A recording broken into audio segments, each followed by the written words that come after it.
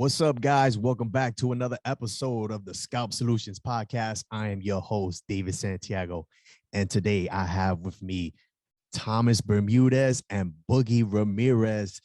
What's up, fellas? What's going on, brother?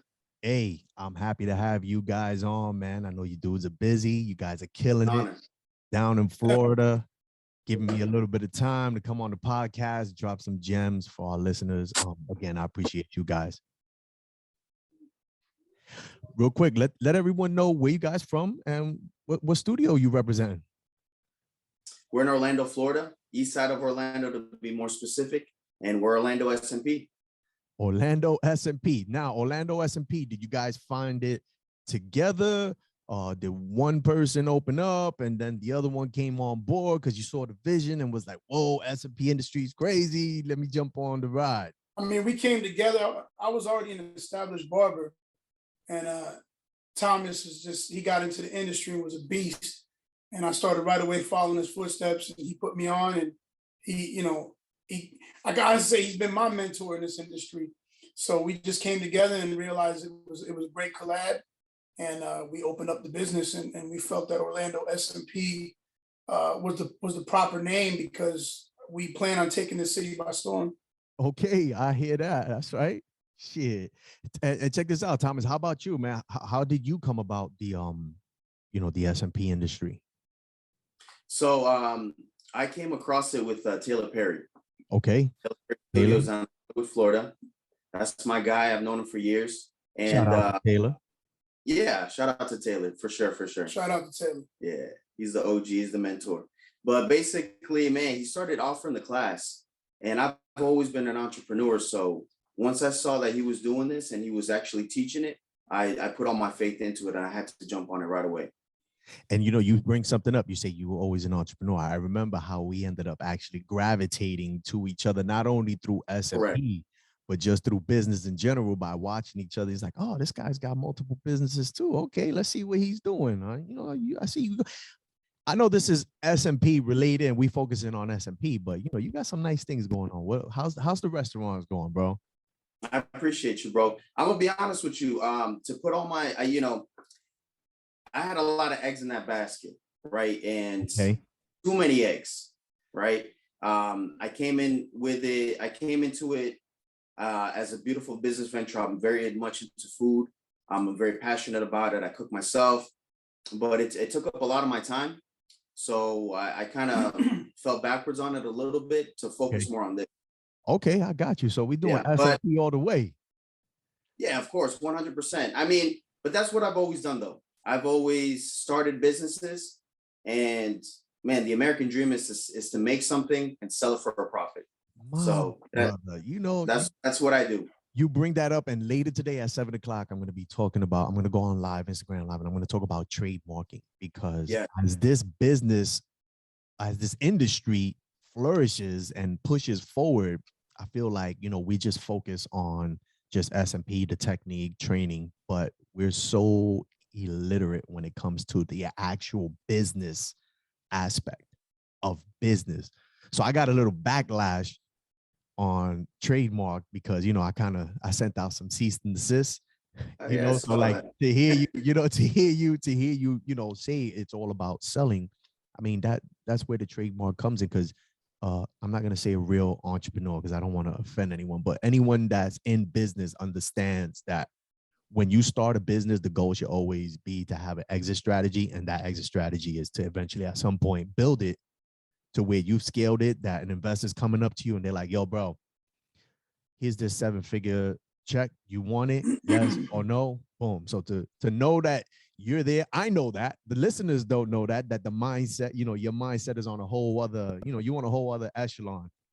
The two of you, because you guys are a team. So I could only imagine you guys feed off of each other. So Boogie, let me get back to you real quick, bro. What were you doing prior to SMP? I understand you say you were a barber, but like how long have you been in the game, in the barber game? So in 1991, a cousin of mine was cutting me and my brother's hair. He used to come to the crib, live down the street. And one of those visits while he was cutting our hair, them boys came knocking for him. Yo, people. He got picked up, left his clippers at my house, and he disappeared for a couple of months. He had to go do a little bid. So I looked immediately at my little brother, and I had me a guinea pig. So at 11 years old, I started cutting my little brother. I was always an artist prior, like drawing, and one of them little cats was a hip hop head, rapping, drawing, playing sports. But I started implementing my artwork in hair and started doing Jordan logos and Fila's and Nikes and Timberland trees. And by the time I was 13 years old, I was cutting the whole neighborhood, cutting everybody in the school, grown men coming to my carport. My carport was always full of people. And I just never put the Clippers down since then. And in 2008, I started. I got connected with a basketball player named Ron Artest, currently known as Meta World Peace. I threw a couple designs in his hair, and next thing you know it, I was traveling the United States to different cities to cut him up for different, 7-game series. And from there, he took me on Jimmy Kimmel Live, and we did Dancing with the Stars and ESPN magazine, and I got interviewed during halftime of one of the Magic and Lakers 7-game series. And from there, I had ball players calling my phone left and right. I started going to different cities, cutting hair for these cats, and they come into my barber shop or my house or to the hotel. And I grew a great name in the barber industry as far as having VIP clientele. And about 7 years ago, one of my clients went and got the SMP done. And that was my first time ever seeing the SMP. So, and I was intrigued. Barber, how game changing was it? Because I'm a barber by trade too. Like that's how I gravitated into this industry too. So like, how game changing was that? Because if anybody deals with we deal with hair laws in the industry, but as barbers, we get these dudes first, and they're like, "Yo, how can you make this? Can you blend this? Can you fix this? Do you have an enhancement?" It makes you a colossal beast, because not only do you have people who sit in your chair that the first problem is they want to look fly for the weekend. You got the answer, which is the short-term solution, short-term answer to their problem. And then you also now have a long-term answer to their long-term problem, which is hair loss. So being able to deal with it as far as cutting their hair and fixing their balding areas, bro, it's the greatest thing that could ever happen to this industry. And I see within 5 years, every barber is going to be certified doing this. It's part of the game now. Yeah, absolutely. I agree. I mean, like if you as a barber and you even offering enhancements and you're not trying to tap in, then right, you're slipping. Yeah, that's dope, man. So you put some leg work in the barber game. Now you in the SMP game, ready to bring over, that skill, the professionalism over. I appreciate that. What about you, Thomas? What were you doing prior to SMP? So, like I told you earlier, I've always had my businesses. I've had all types of businesses. I've had kiosks at the mall. Those were my first type of businesses. I was mixing with the Israeli. Yeah, I was selling perfumes. I was selling the massagers. Yeah, that's dope. And I sold that for a profit. Then I got into the corporate world. To be honest with you, I got into sales and more real estate timeshare, because we're in Orlando. It's the capital for this. So, everything is a timeshare, Don. Everything is a timeshare here. You already know. So, I got at that for a little bit. I was a broker. I was a closer, and honestly, those skills have carried on. It's helped me in my current business, to close sales and everything. So, shout out to the sales world for sure. But at the end of the day, to be honest with you, I didn't have any ties to barbering. I didn't really have any ties to anything like this. When I decided to do something like this, I wanted to go in with a barber so that he can connect that bridge, to the two worlds. I already had artistic ability, but once I got with Boogie, he started mentoring me too. I'm also an apprentice of his with the barbering. Oh, so you're getting them nice with the Clippers. The symbiotic relationship. We're helping each other out. So you're not gonna be that SMP artist when the dude come in to get his hairline laced up. You don't leave him with the hard line on the beard. You gonna blend it in real nice. Thomas is taking them and giving them a fly fade before they even get their SMP done. Yeah. So he's already got that out of the way. No offense to the artists, that are not equipped with the barbering skills, but to me, bro, that shit seals the deal because they're not leaving with the heart. 100%. You know, they're leaving fresh. That kind of made it a little, I don't want to say easy for me to get in the game. It just paved the way. So people, when they would come at me about the SMP, the first thing they would always say is, I trust you more than anybody else because you're my barber. And you know where the hairline should be. You know what the age appropriate look should be. And I mean, that right there basically gives a unbreakable trust with you and people right off rip.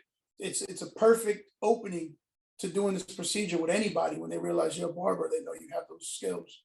Yeah, absolutely. And you know, another skill that I think that we bring in, I mean, we all bring our own little, you know, our own little addition to the industry, but what helps us is that as barbers, you know, we have to be chameleons, you know, because dealing with the roughest dude from the block, and you got to be able to make that connection with him. And then your next appointment is, you know, old boy who owns a car dealership, you know, or somebody coming from the corporate world. So you got to be able to, you know, you got to hit that switch. So you got to go from, you know, that thug, and I was like, oh, hold on, let me be a little more presentable. And I think, you know, that definitely helps us excel in business because, you know, we got a high ticket item to sell. So, you know, we got to be able to make that switch. So I always say that, you know, I mean, sometimes I got a goon in my chair, and the very next person could be a mega pastor.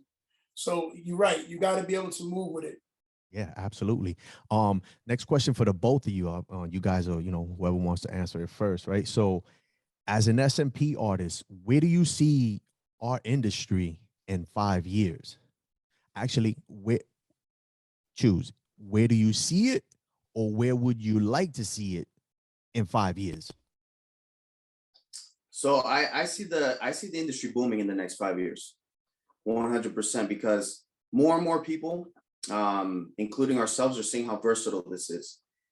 You can franchises like Hair Club for Men and put this in doctors' offices. Doctors can buy franchises off of this, or you can have somebody going to the Paul Mitchell Barbering School and getting trained at the same time barbering in this, and then they open up a barber / SMP studio. So it's going to take off. It's going to be able to, because of the people paving the way for this right now. It's going to be able to be in a professional setting, and it's going to be able to be in a more urban setting. It's very versatile. It reminds me a lot about how when hip hop started, you had rappers and b-boys, and then it would take on DJs, and it took on graffiti artists, and next thing you know, they became the pillars of the culture. So to me, SMP is going to be one of the pillars of the barbering culture, because once every barber continues to get certified, it's going to be the norm when you walk in a barbershop to get your hair cut and fix your balding issue. I mean, I just honestly think that now that this is attached here in the States, it's not going anywhere at all. This is solid. Yeah, I hear you. I like how you referenced hip hop with them grabbing the barber. Oh man, you sure you from Chicago? You're not from the South Bronx, bro? Yeah, well, I got family in the Bronx. I spent a lot of time in Castle Hill Projects. And okay, I see you. Yeah. Right, I know about Cross Bronx pizza, man. You know, all right, my man. Yeah, you had some time in the hood with us, bro. What was your Thomas? What was one of your biggest failures in the industry? But what was one of the what was the experience you gained from it? So I'll admit it. When I first started this, you know, it was still pretty new. This is my 4th year coming up, doing this as a collective, as a whole. And back then, I just saw this as a side hustle, to be honest with you. Got you. Right. I didn't, as an entrepreneur, I saw the potential for it, but, you know, innovation is something that's not my forte. Like I'm a great investor, but I'm not an innovator. I'll be honest with you. Okay. So I didn't see the proper things set in place for this to move forward. So I saw it more as a side hustle, to where if I knew what I knew now, I feel like we'd be in a way bigger position than we are now. I mean, we're humble and we learn as we go, but I feel like if I would have taken this a little bit more serious at the beginning, it'd be a different scenario. But it's, you know, better late than never. Yeah. Oh yeah, absolutely. We still got a lot of time, bro. Oh, This, for sure. this 100%. industry, For sure. and I see some people that go and they say that it's like saturated, and I'd be like, man, you guys are really not number people. Absolutely. Like this is no way. It's not. I don't care. 3,000, 4,000 clinics. Is like there's how many? There's 80 million people. Barbershop never get saturated. There's one on every corner. Yeah, I said, you know, I tell them that. I was like, listen, people been saying barbering has been saturated for how long? I still was able to get $60, $75 for a haircut while local barbers are still charging 20. Right. You know what I mean? And now you're talking about hundreds of thousands of barbershops up. So yeah. So what about for you, Boogie? What's one of the biggest failures that you've had? You know what? Not a big, just a failure in general in the industry, but you took something positive out of it. Everything I've learned in my walk has been trial and error. Especially coming up from a family that, you know, my father dropped out of the 7th grade, still hustled to maintain for 6 kids, and my mother basically just being a housewife since day one. They didn't really leave much for us when we basically turned 18 and it was time to hit the door. So we kind of had to find it all out on our own. So, and that being said, when it came to the SMP industry, if it wasn't for Thomas, I probably would have had some pretty big failures.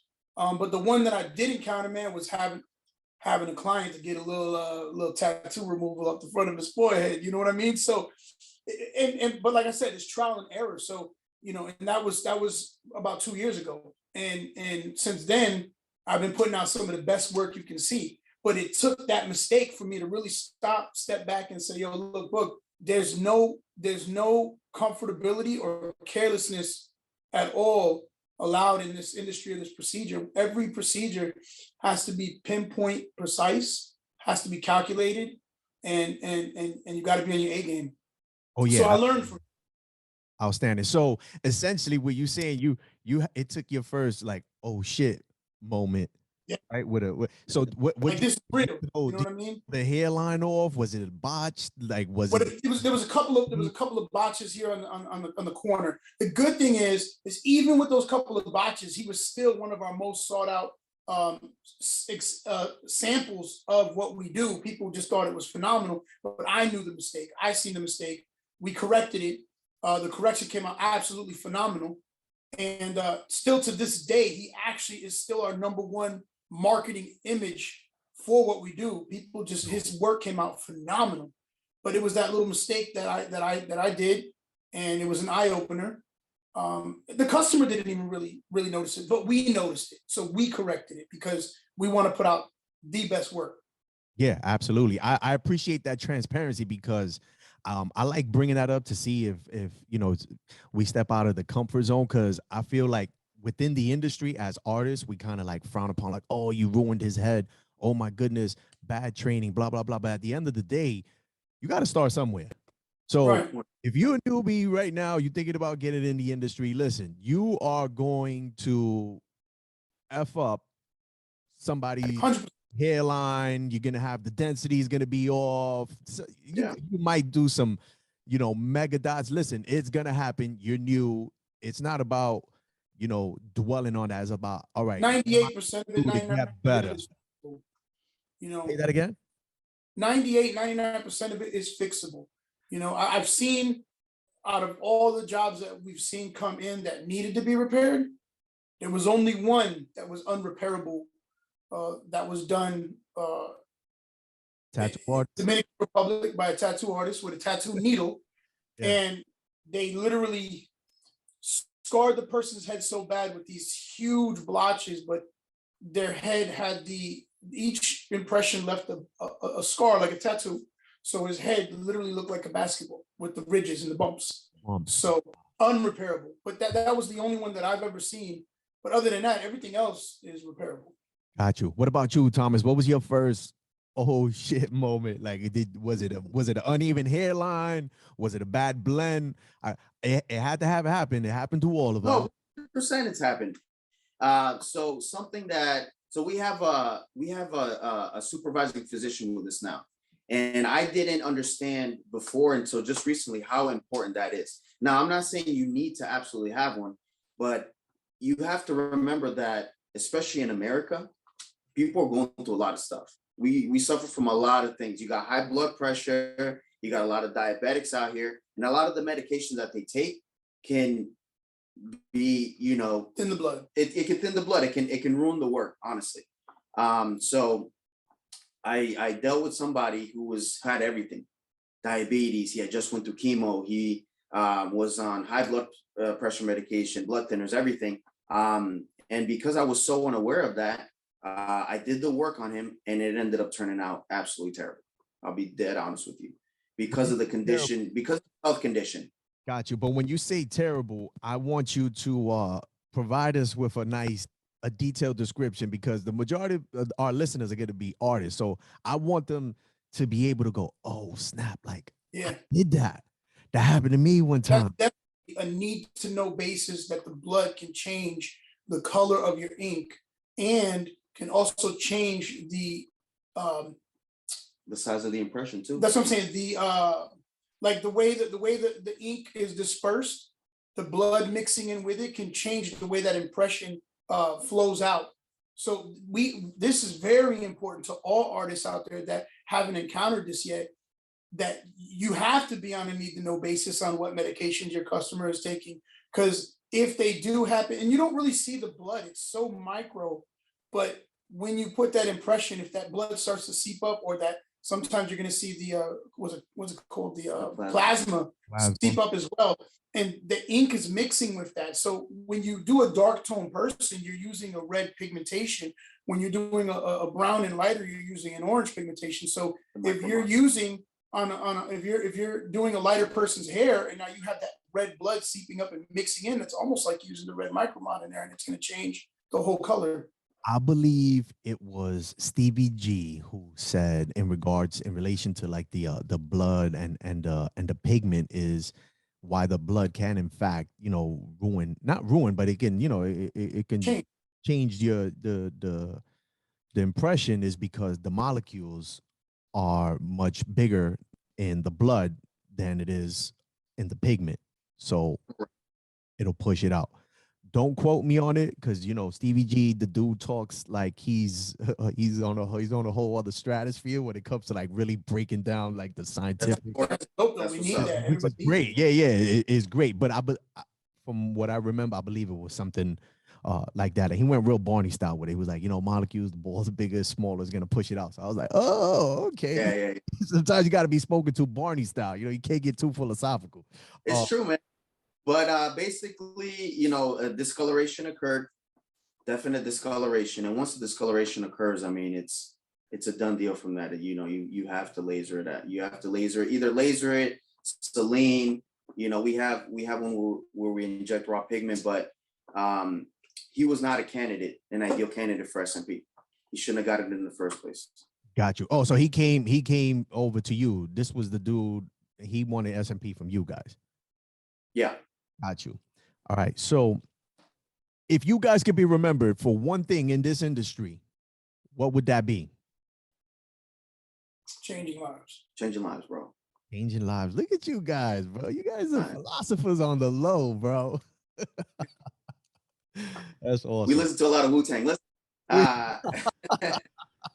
You're funny. But I was gonna say, we do a lot of charity work, man. We don't like to blow a trumpet ahead of ourselves, but we help a lot of people out, and that's what we want to be remembered for. To us, our philosophy is there's more satisfaction in giving than receiving. So we help a lot of people with a lot of different ailments. We have a lot of things in the talks right now, but we want to get into prison reform.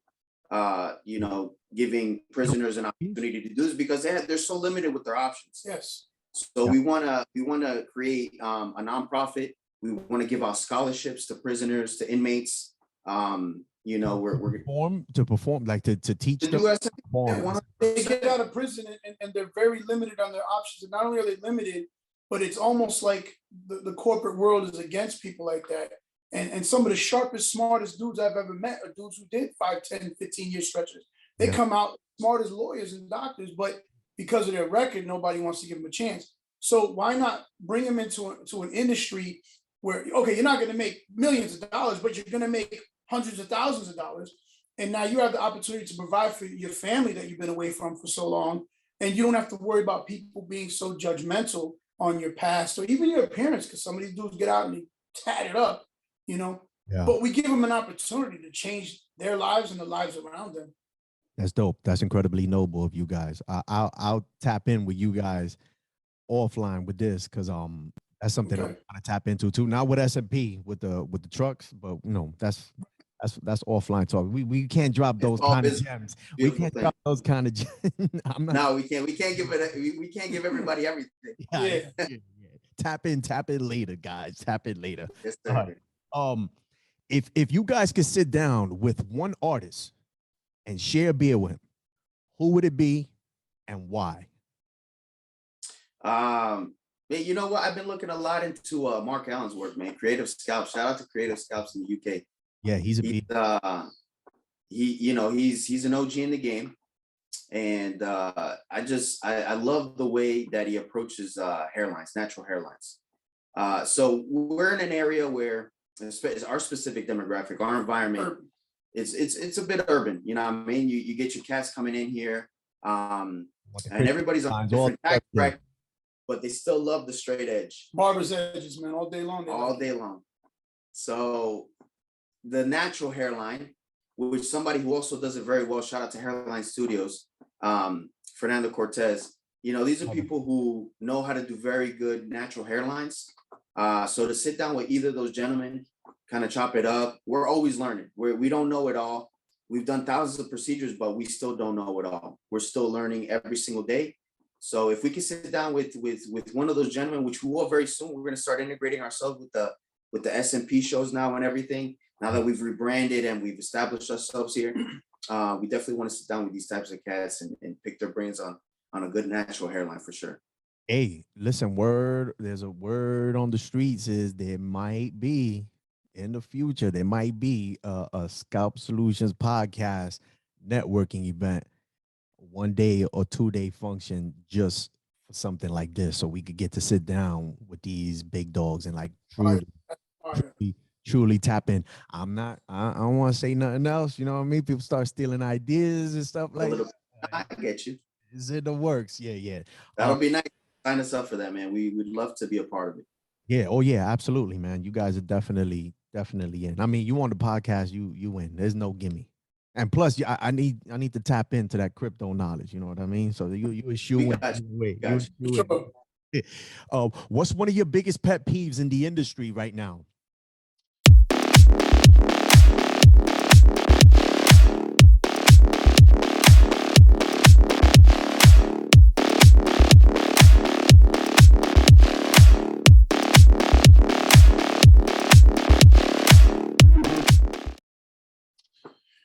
Well, you mean amongst artists or amongst clients? Oh, just in general with the industry, however you want to attack it. I would say if we were talking amongst artists, there are people out there that are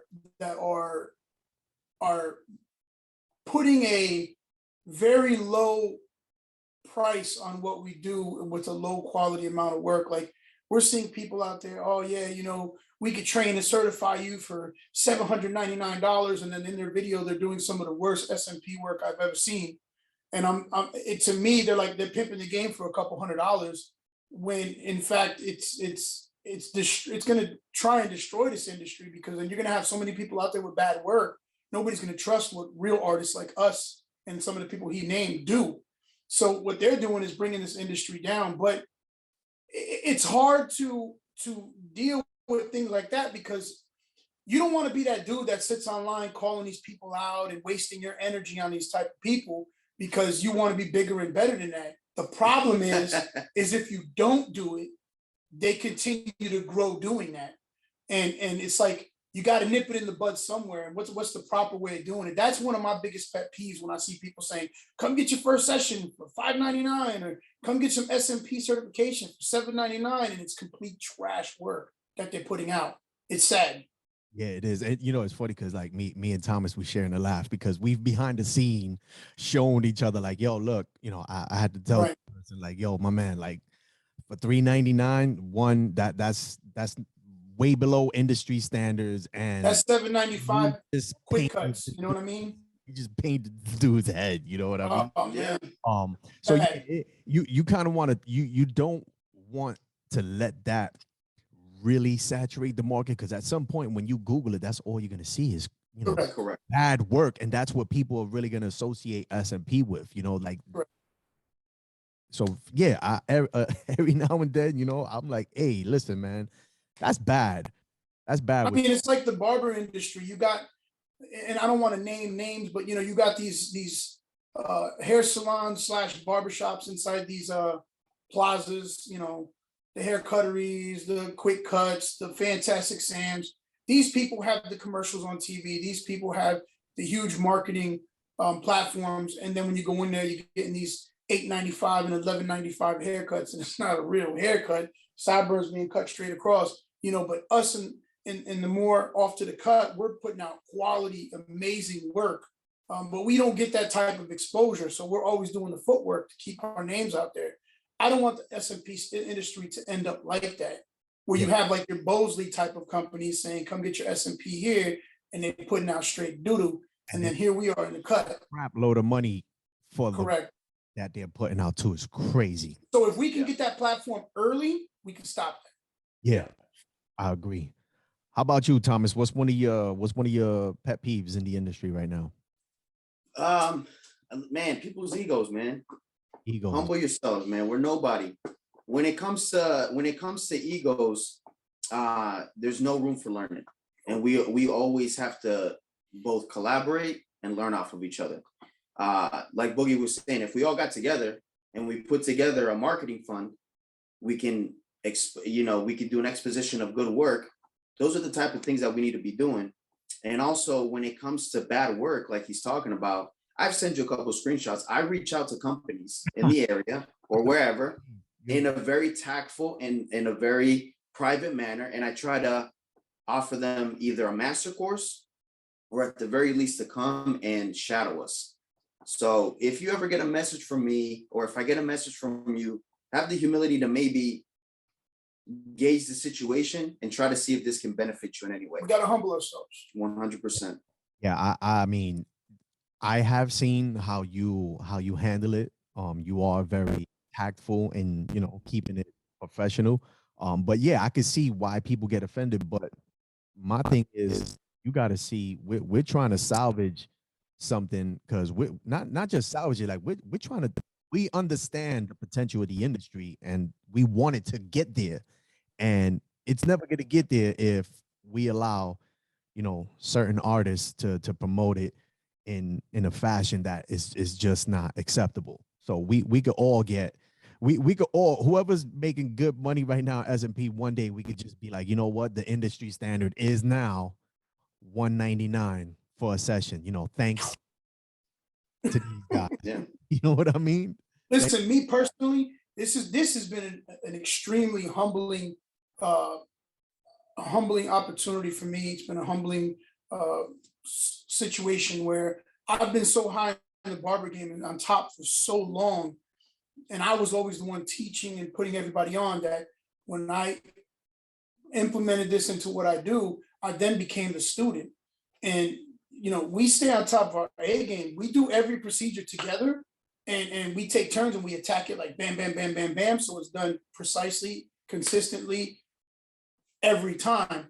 And there's times that Thomas has to reach over and say, hey, spread out that density. Hey, speckle that edge a little more. And I have to be the student. You know what? I do it because that's part of the humbling experience. That's what a lot of these SMP artists are starting to lose, because they're making so much money or whatever. They're getting so much exposure, especially with these apps making their followers so big, but their likes so small. With all of that going on, they're getting these big heads, and it's sad. Like he said, the egos is crazy. If we just humble ourselves. Yeah, I agree with that too. I don't think the amount of clients that you dishing out necessarily constitutes your level of proficiency. in the industry. I mean, God bless them because they making it happen. And it's kind of like shit, you know, some of these guys are eating real, Yeah, but you know, it does need to get to a level where it's like, you know what, someone is giving you some constructive criticism is not necessarily like, hey man, I'm not trying to insult you, man. I'm trying to better you. And I think if dudes have your guys' mentality where essentially it's like we're Right. gonna be students to the game forever, everything, you know, it'll really do a 360 and you'll start seeing a lot more good work. I mean, don't get it twisted. There's a lot of good work out there, but it's man, great work. lately, 100%. Firework out there. Yes. Yes. lately, last week alone, man, I had 7 dudes that came in with botched heads, and I was like, I couldn't do anything. You know, for the most part, you know, when you could, all right, I could do some repair work on you, but I was Right. like, how is this happening? Like really, really, really bad. Anyway, nevertheless, what do you think the industry is going to look like 5 years from now? So if we implement and we have people like you teaching us how to trademark our names, I feel like people can make a name for themselves and franchise, man. We have to move this industry forward and set the standard at the same time. A lot of people frown upon franchising, but I think it's one of the most beautiful things that has ever come out of the country is, you know, franchising and expanding your name out and setting the standard, and controlling a corporation and not just one centrally located shop. Right. Not looking at it, understanding you have a skill that if you attack it correctly, you can scale it to a whole other level. And I think with that, it's just like mindset. But, you know, we're going to start, I'm going to tap in with you too. I think we're going to start getting a lot more SMP artists that are not just SMP artists. And then we have other successful businesses and just start putting something together so we could develop these like business development courses or days or just like programs so that we could get everybody on so that we could really embrace this industry and take it to that level that everyone's trying to get it, but we're ignorant towards the actual business of, Correct. you know, the back end. So recently I went to shout out to Pacino, shout out to Jay Majors. I went to one of their expositions in Miami. And they're doing something beautiful for the barber industry. Yeah. A lot of barbershop, and he was explaining it, and I saw growing up because I get a haircut every week. I go to a barbershop every week, and I always become really good friends with my barbers. Ergo, the relationship I have with Taylor, ergo, the relationship I have with Boogie. But barbers, you know, in general, aren't seen as financial literate people. You know, they're the ones who keep the money in the shoebox. They're the ones who don't invest. You know what I mean? They're the ones who get complacent. And that really opened my mind to what we could bring that towards SMP. What they did was they had a summit, and it wasn't about barbering. It was about how to take care of our bodies, how to fix our credit, how to start a corporation, how to trademark, stuff like this. This is what I want to see as a collective. The pioneers, the big people right now in the SMP industry get together and, you know, teach this stuff that's very important. It's not just about depth and correct, you know, and pressure and you know, mapping out a perfect hairline. You can't do any of those things if you're not healthy. You can't advance the business if you don't have good credit, and you can't make a name for yourself if you don't trademark and franchise your name. So it's something that I want to see incorporated as well. Oh Summits yeah, like we're gonna tap in, brother. Trust. We're gonna tap in, and tonight I'm gonna lay that foundation because a lot of us are making some really good change, you know, little ching ching, and we need to know our options and some roads that we have to travel, because we got to stop thinking like, and I'm gonna say it in a barber's term, right? Because by trade, you know, barbers, we just think, oh, I got cash, let me go get some kicks, let me get this hot wheel, you know, I got. Nah, brother, there's ways for you to become more financial literate and more freedom. You know what I mean? And we got a high ticket selling item. And I think it's important that we either we ourselves secure the industry, or the big guy that got the money is gonna come and try to get it, because they can't, they try to come and get me. They Right. That's why now I'm pushing the trademark, because had I not had Scalp Solutions trademark, I would have been fooled. And these guys got the money. Oh yeah. They do They not. don't. They will Right. take it. All right. So that was Boogie. You told me 5. What about you, Thomas? Did you just answer that? That the 5 Yeah. years? Was that Boogie? Boogie, where do you see the industry in 5 years? Commercial. I see it being a very commercial industry because as soon as the tycoons, the big money makers realize, which they're starting to, we have people approaching us saying, hey, what you guys are doing is amazing. You've changed my life. And they've got the big bank account. What can we do to take this to the next level? So they're already curious on how to get in it now while it's small because they see the potential of what it's going to blow up to.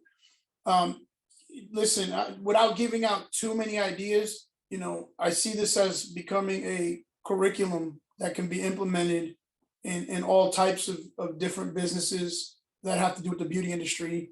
I also see this as being something where people can just literally pull up, get a consultation, change their life, get back in their car, go about their day in less than 3 to 4 hours.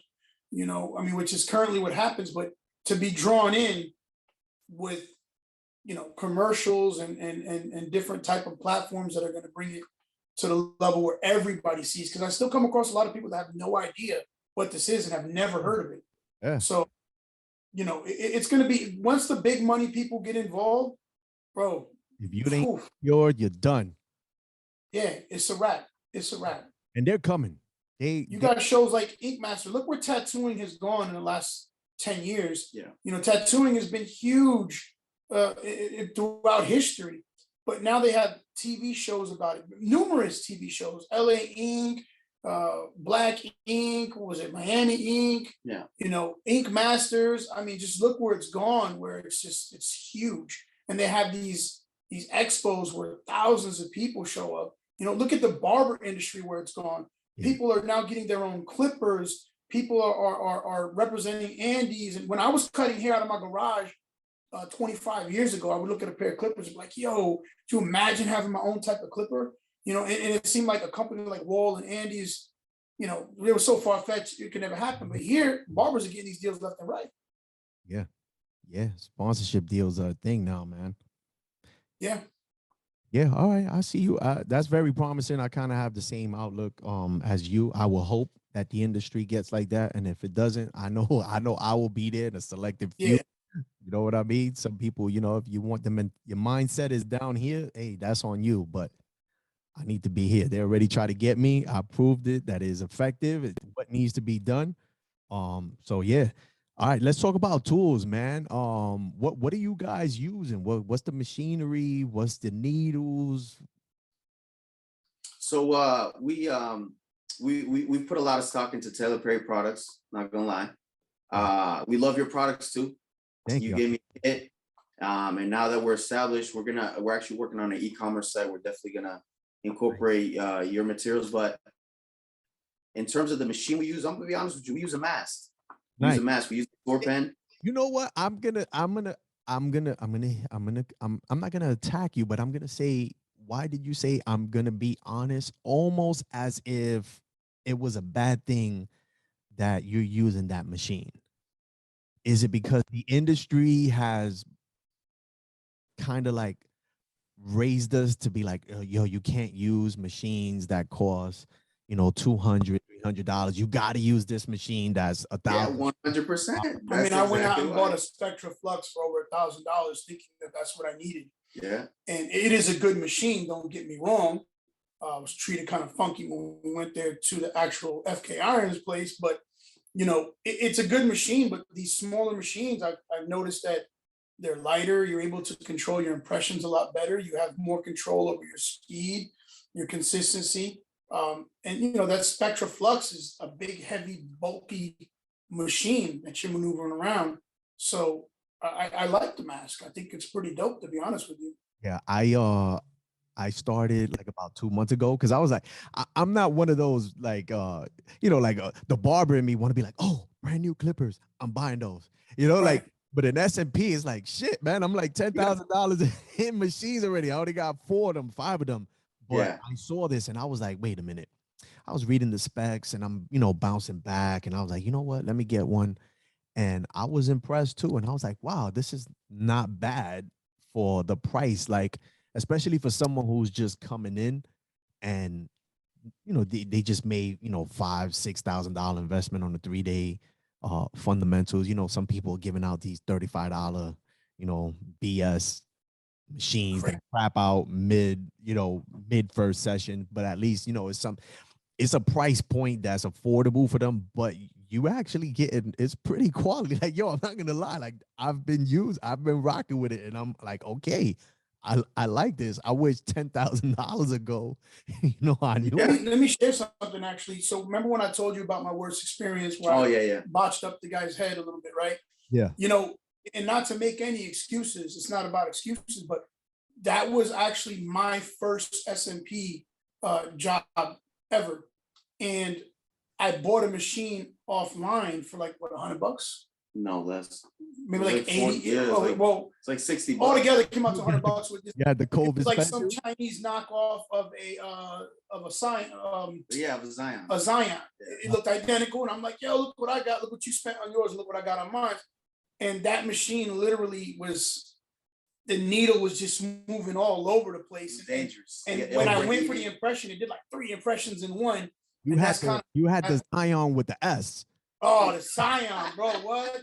Bro, we tossed that machine right after that procedure because he noticed it right away. He was like, yo. Yeah. You know what I mean? Thank God there was only like 15 blotches altogether because of my quick impressions, but that's when he realized and he stopped it immediately. We went to the other machine, problem was solved. But then that is what caused that, was not understanding how the machine should feel and work. So entry-level machine, man, the master fire to come in. If I had that from the beginning, I might not have had that experience. Who knows? So right now, you guys are that's what you guys both using, the master. Which one though? Because I know there's an Archer, and then we use the one with the 2 batteries. It's 2 separate units. It's the Mass Tour Pen. I think it's one of their basic models. Okay, well, we use one I got. Yeah, we use 2 different. We use the Zion, but we like to use the Zion more for the spectrum. Yeah, we use it for like maybe from the mid of the head to the back. It's really good for that type of density. But if I specialize in the hairline a lot in terms of doing it, and I feel like the mask is super light, and if you put it at an 8, it's perfect. It's perfect to give those micro impressions that make the hairline look super crisp. Okay, all right. I see you. Now, what about needles? What do you do? I know you said Taylor Perry, so that's your go-to. I know he's got what? Yeah, 2, 3 sizes of he's got two sizes. Yeah, I think he has 3 sizes. I think he offers the 10 now. But for the longest time, I was only using 0603s. Got you. Even though it's a lot more work. For the entire procedure, like for everything. Yeah. That what you normally do, 1 needle, or are you the type that you'll do 1 needle for the hairline and the profiles, and then you'll switch? No, 1 needle for the whole thing. Gotcha. Unless it needs to be changed, because sometimes you'll know, okay, that needle gotta go. Yeah. But if the impressions aren't seen, somebody with darker skin, with darker skin tone, if you can't really see the impressions too well with an 0603, you bump it up to an 0803, and you're good to go. Or you could just use a 30 millimeter. Yeah. Yo, that's true. That's what I was when I started and I didn't know any better. That's what I was told. Hey, if they got a little too much melanin, hit them with the 30 millimeter. And I'm like, hit them with the 30, yeah. Oh yeah, you can definitely see it now. That shit look like a size of a real life pore. Yeah, straight up. But yeah, no, we like to keep it consistent. I like, even though it takes longer with the smaller needle, I just feel like it gives a lot more natural look. Yeah, the grain on for us. Yeah, same for me. It was like, man, I'm just taking the way we layer it. We like to layer them, the sessions. So it's like a screen effect. We just lay these different layers of screens over it, like lighter, darker, lighter, and it just looks sick when it finishes. Dope. Yeah, absolutely. So how about this, man? I want you to drop I each want you to drop 1 gem that you wish you knew when you first started SMP, that when you realized it, it was like an aha moment, like, oh, I do have to stretch the skin, something like that. What was that aha moment? I mean, for me, I would probably say the micro impressions themselves. Because you can do your regular impressions, but we have this one system where we do these tiny itty bitty impressions in between, and it just gives it this, like, literally you feel like you can feel the buzzed hair when you look at it. And he was the one who put me onto those little tiny impressions. I wish I would have known from day one. You don't want all your impressions to look exactly just like, you have some that are going to look like big impressions all the way across, but then you want to put those little micro ones in between to give it that little 3D effect. And when I figured that out, it looks bananas. Game changer for you. What about for you, Thomas? For me, it was a color theory. So I personally believe, and Taylor Perry feels the same way. You can't learn color theory in 3 days. Absolutely. So absolutely. So what he did and what we do also, and the way we approach our trainings is, every time that I had a client and I wasn't sure, how to mix my ink, my pigment and my inks or whatever, I'd send him a picture of the person. He'd give me the formula. Once I figured that out, and once I put my own little touch to it, that was the big game changer for me. Over. 100%. Yeah. I agree with both of you. Those were both aha moments for me. Understanding color theory, then understanding, oh, I can layer this with bigger, smaller ones, create that depth. Oh, it's game over. That's it. I'm the GOAT. Right. I'm out. That's it. Yeah. All right. So check this out. Each of you give one piece of advice to someone who, for a newbie in the industry, or someone who's thinking of getting into our industry. What's one piece of advice you will offer to them? The advice I would give to them is, don't come in this for the money game. These are real people's lives that you're dealing with right now. These are people who, I can't tell you how somebody bald feels. I can't. I still got my hair. I've always had. I actually thought that was SMP. I was like, I'm gonna ask him, yo. I gotta get it soon though. I got a little yarmulke going on here. I gotta get the skin yarmulke going. Get yarmulke going. I'm not gonna show it, but man, you're dealing with real people's lives here. Just last night, we finished a procedure. The guy said that he's in his 40s now. He said he started losing his hair at 17, and the bullying, the relationships, the everything, the self-image, everything that he had on himself was so negative for so many years. So the fact that we're able to offer this to men and both women, and it's changing their lives, you can't come in this with a monetary gain. This has to be more charitable than anything. The money will come eventually, 100%. But I can tell you right now that the most amount of money that we make is from our training. We don't see the procedures themselves as a cash cow because of what we told you earlier. We do a lot of charity work. So you have to come in this thing, with that big heart, knowing that you're going to be changing somebody's lives and you're going to be impacting them either in a negative or a positive way. So it's something you have to always keep in mind. Outstanding. I like how you said with a monetary gain. Yeah. Every now I see you like to throw in there, let people know you are a businessman certified. He was like, you can't come in here with, just thinking you're gonna make monetary gains. You can't be talking like that to somebody. They could be like, what the hell he talking about? Man? No. Listen, sometimes I gotta walk away and be like, yo, Thomas, use your verbiage. Yeah. Because I don't got that verbiage. I'm too street. You know what I mean? Yeah, hit him. Listen, somebody for you. Yo, Tommy, come here, bro. How about you, Boogie?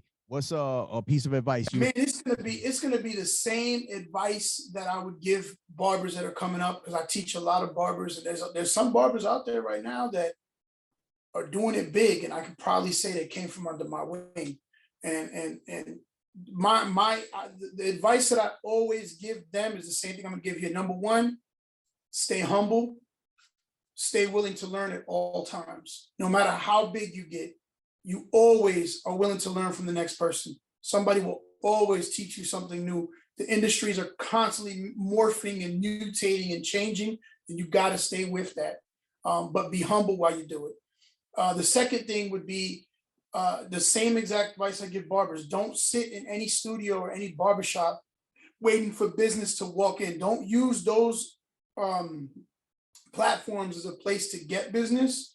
Use those platforms as a place to conduct your business. So everybody you come in contact with needs to be a client of yours, whether they bagged your groceries, whether they fixed your car, whether they sold you some clothes, whether they changed your internet cable at your house. Everybody who I come in contact with, I sell myself to, and therefore my product comes along with me. So these barbers, when they come in the barbershop and they sit in the barber chair and they just sitting there waiting for a client to walk in, I tell them, you go find another line of work, because you're never going to succeed like that.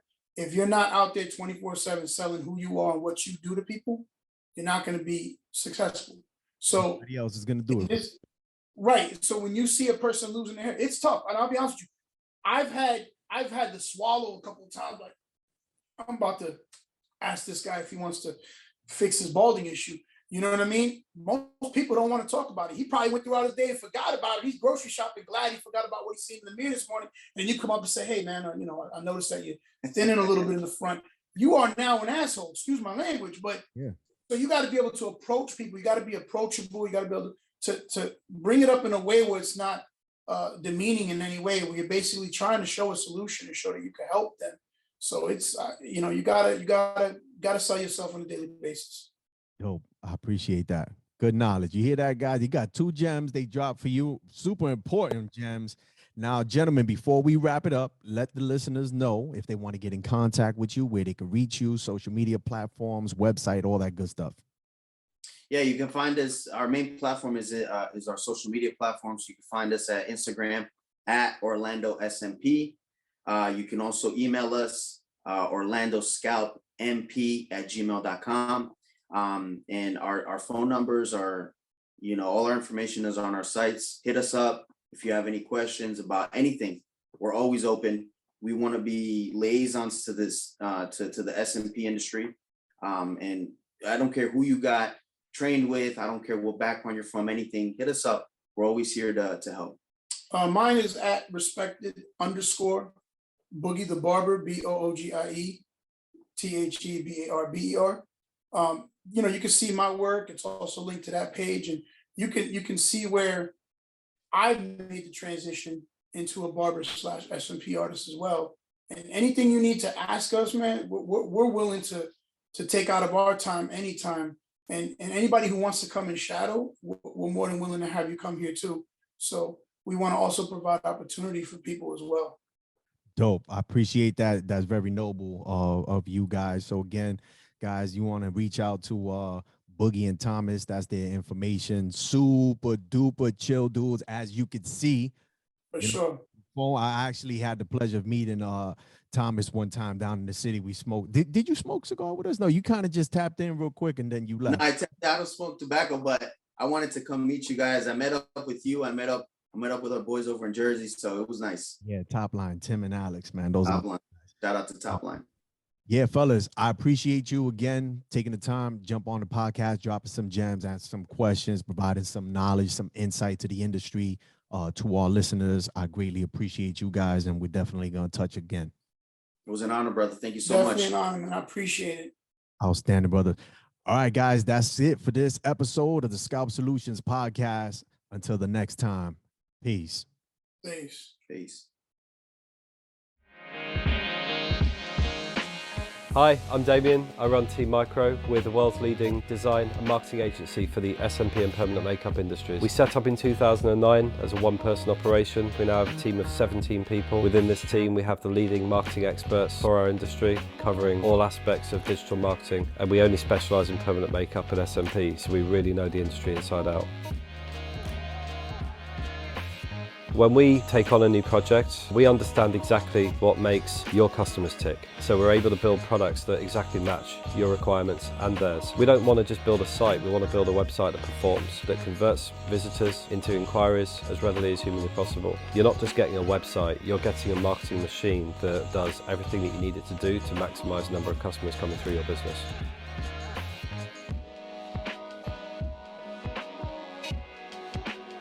The reason why I joined Team Micro was because of how diverse the client base was. The team's skill set is so wide-ranging, so it's a great opportunity to learn from them, and it's been an amazing opportunity so far.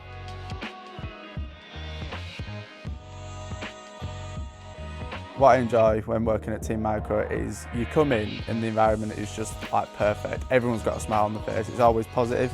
You never walk in, no one's in a bad mood or anything like that. For some reason you walk in and it's just, you immediately feel better coming into work.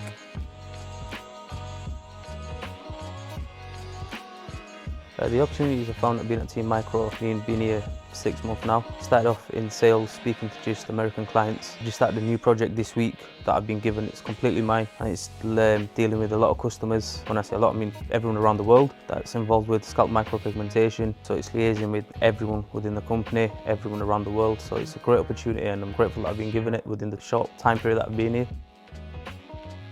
What I love about working at Team Micro is the freedom of the company. It's a really relaxed company. Damien's full of ideas, so it's constantly expanding as well. We'll come in every week and with this new venture in the pipeline. So yeah, it's just the expansion of the business. It's fresh. I enjoy working at Team Micro because of the team that I work with. I work with a lot of talented people. On top of that, they're also very nice people as well. So it's nice to come into work and feel kind of relaxed and that you can chat with people as well as kind of get work done and make decent progress on the project.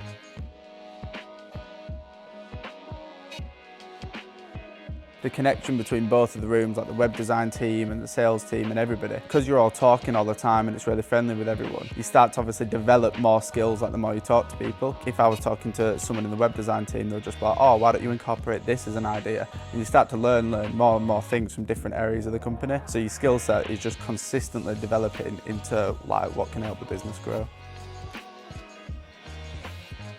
The reason I chose to join Team Micro was because I liked the way the company ethos looked. When I came for the interview, I liked the sort of vibe that was in the office. I really got along well with Damien and with Dale. And to be fair, just conversations that I was having with everyone were just really nice. I wasn't nervous, I just was put to ease as soon as I walked through the door. I really kind of enjoyed my time here. I don't think I'd kind of asked for anything else. It's like a home, second home. I'm looking forward to what my future holds here.